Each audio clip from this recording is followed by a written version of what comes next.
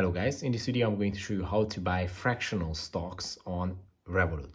It's pretty easy. Let me show you how to do it. Just open up the Revolut application. Once you're inside the app, go to the bottom of the screen and tap on Invest.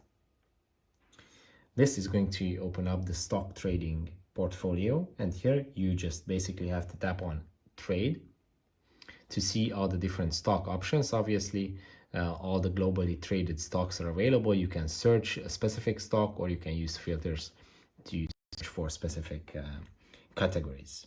Then once you select a stock, you can actually buy the whole stock, or you can buy fractions by going to buy, type in any amount that you would like to spend or invest in this stock, and as you can see, for $1 you can get 0.0039 shares in Apple. Just tap on review to see all the terms and the fees that may apply, and then if you decide to buy, just tap on submit.